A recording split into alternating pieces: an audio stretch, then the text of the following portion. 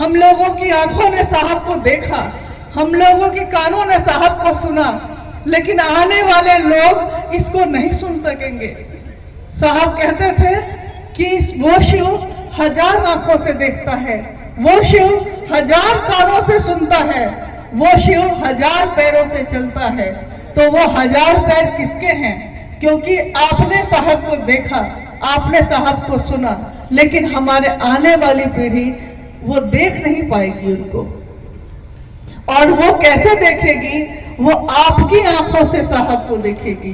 दुनिया ये जानेगी कि कौन आया और महादेव की स्थापना दिल में करके चला गया। ये आप बताएंगे दूसरे को, तब वो जानेगा। इसलिए आपके ऊपर बहुत सारी जिम्मेदारी है।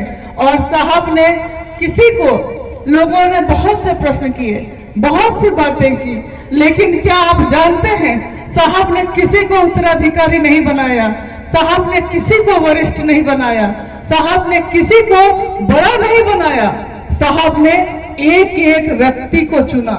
तो इस तरह देखा जाए तो आप सब उनके उत्तराधिकारी हैं। कोई ऐसा शिव शिष्य नहीं है जो शिव की अमानत जिसको साहब ने नहीं दी।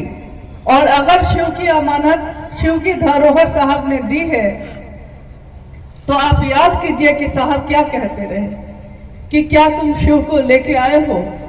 साहब से जब लोग पूछने जाते थे, मिलने जाते थे, तो साहब कहते थे कि क्या तुम शिव को लेकर आए हो? तो लोग कहते थे कि नहीं। तो एक बार एक गुरुभान ने खड़े होकर कहा कि साहब, हम लोग शिव को तो ला नहीं सकते, लेकिन आप तो कहते हैं ना कि शिव